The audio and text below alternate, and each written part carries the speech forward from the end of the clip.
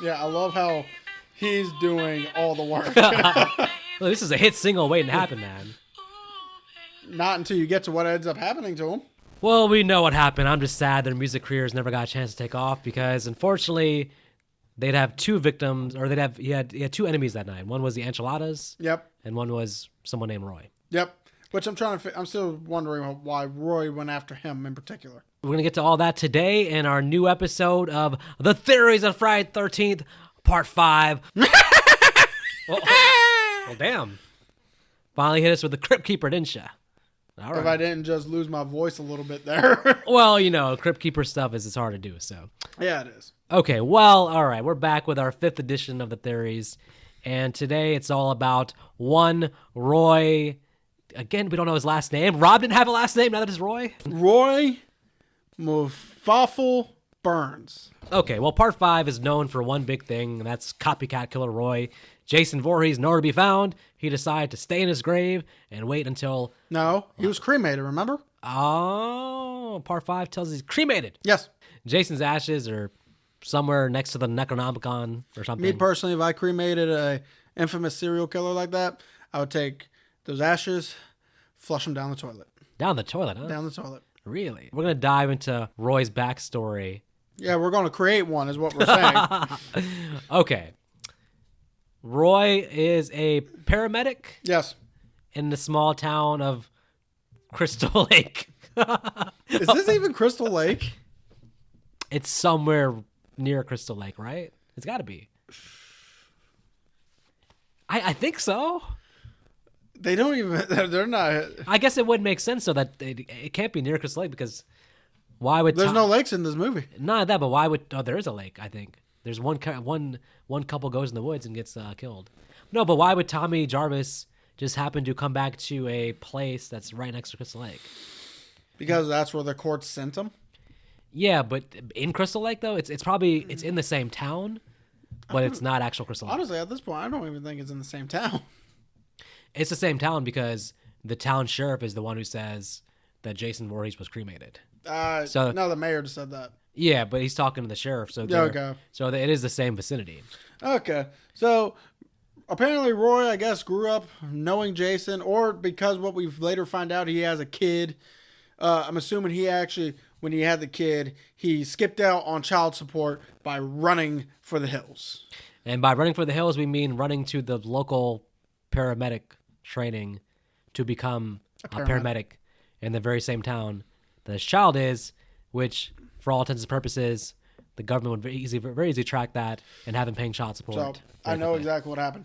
Because Roy skipped out of town. What if Roy was a whole one-night stand with this one girl? Yeah. He skipped out of town, so that way his name did not go on the birth certificate, because a one-night stand, she may not have known his name. Yes. So not even the courts can get a hold of Roy anymore for this, because he has been off doing a paramedicing stuff in a different town. And he just came back because now he's like, I wonder how my kid is doing. And Joey's mom is clearly dead because Yes. Joey says he basically has no family, no parents. Yes.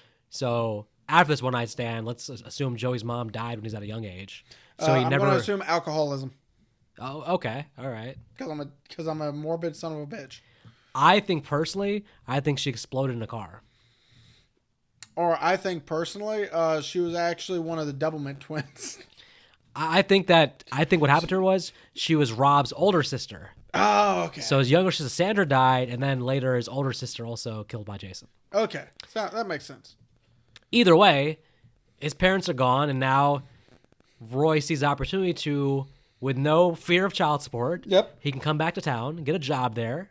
Yep. And maybe one day make a reconnection with his son. Hey, buddy, I'm your father. I know I haven't been around for the past 17 years, but hey, we can make up for it in other ways. And that means let's go to Dairy Queen. That means go up to Victor, tell him you want to be his friend, hand him a piece of chocolate. He'll be right on board with you. Well, just remember, always bury the hatchet when it comes to mistakes. Bury the hatchet. That would have been a good move because this hatchet's not going to end well for him. Yes. A hatchet gets buried. Yeah, in his skull. And his arms. And his legs. Oh, listen. Great plan, Roy, but unfortunately, before you get to reunite with your son, Victor takes the axe to him and kills that plan. Which, if we go off the backstory we just said, how does Roy know who his son is?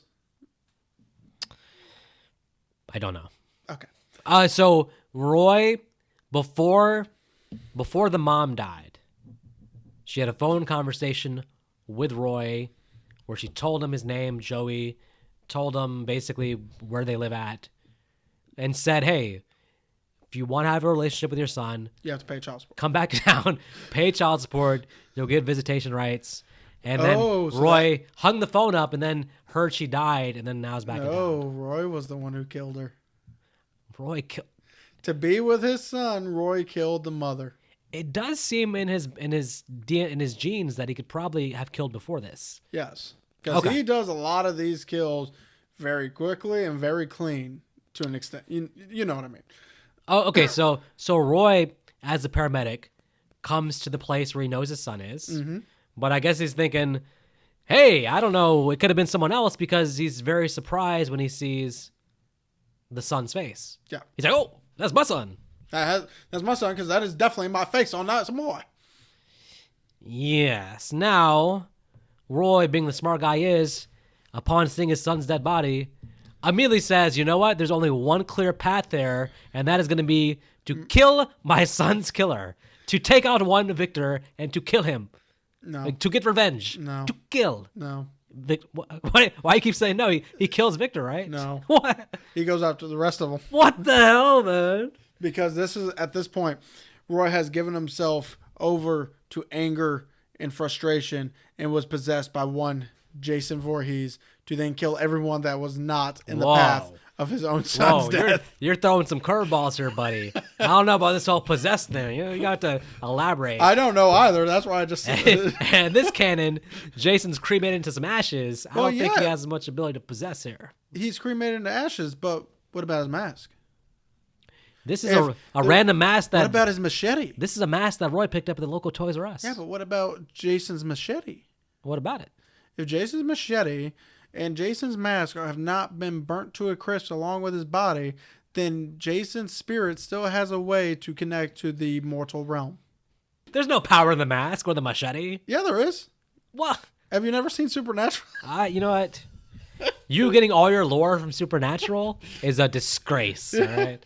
Wait a minute. You're telling me, just to go back a second, you're telling me Roy, who sees the killer, Victor, taken away in the police car, Yes. comes with the plan right there. I'm going to put on the Jason mask and then kill all of Joey's friends? Yes. So and why? He holds them accountable, I guess? It makes me wonder one thing.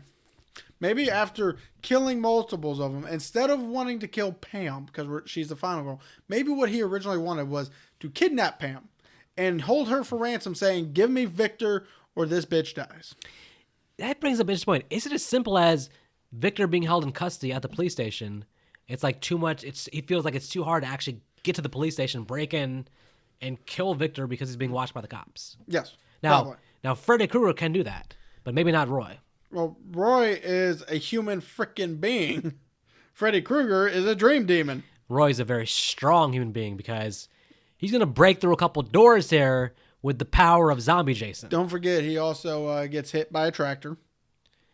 Gets stabbed with something. I think the chainsaw. Yeah. He gets a lot of damage on him, but gets up like it meant nothing to him. There may be something to the idea he's being possessed, but he could definitely, with the mask on, he's a lot stronger than the typical paramedic, let's just say. I mean... he can move. I mean, he's not going to catch Reggie, because Reggie is the fastest running person I've ever seen in horror movies. So. Reggie should hopefully win in the track after this movie. That man could have made the Olympics based on this movie. Okay, so maybe Roy, with all his superhuman strength, he's just like, I can't get to the police station. That's asking too much. Yeah. I'm not Michael Myers. Yeah. So Victor gets off scot-free. Yes. Everybody else dead. Yes. Reggie's grandfather, dead. Yes. Demon. Why did he kill Demon and his girlfriend? So he killed Demon because... Demon, who had a hit single on the horizon with, ooh, baby! I know exactly why. So Jason, now being an evil spirit who apparently has the power to possess people, has heard that this guy's name is Demon and took it literally, saying, I can't have him coming near me. He's a demon. He'll drag me right back to hell. Ah, it was the name was his downfall. Demon. Yes. You don't think there's a possibility that Jason heard him singing and said, I don't like that music, and killed him because of his own. The demon and his girlfriend dying when they're already suffering from massive stomach implosion from enchiladas. This seems like a fail. Well, no, he's being destroyed by enchiladas. It hasn't hit her yet. That's all. He started eating 5 minutes before her. Maybe that's why she's there. She's sitting there rattling the things like, let me in. Before she died, her next suggestion, she was going to say, hurry up, get the hell out of there. There's only one of these things. That scene never sits well with me because Reggie went to visit Demon way outside of town, I think even. Yeah. They took a ride there. There's no reason for Roy to even be outside of town like that. How far exactly is outside when Tommy leaves from that trailer park and ends up in the same barn as everyone else at the end of the movie? I'm thinking at least a 15, 20-minute drive. It wasn't walking distance because they make it seem like they're going on a trip pretty much to see Demon. It just doesn't seem... I don't see the motivation for Roy to be like, let me follow them and then kill Demon. Or what's Roy's fascination with killing the rednecks? The rednecks wanted pretty much the same thing Roy wants at this point, which is to see that place up in flames. Or the woman at the diner. So basically, I think the woman at the diner is wrong place, wrong time. So basically, Roy, who originally starts off with the motivation of, I hold the people at this place accountable, decides he's holding the whole surrounding area accountable. If a pizza delivery driver happened to stumble into this town, he might have got killed on this night. Yeah. This is why I don't like this movie. Well, folks. So as always, folks, you don't have to go home, but you do got to go to your furthest Dollar General. Get yourself the most beautiful Mountain Dew you could see, preferably the Code Red, and you down it. You down it like there's no more left because my wife is making me do the same thing. Don't trust people named Roy. Don't offer candy bars to people named Victor. Give us your comments down there. What do you think about Roy and what do you think about the movie in general?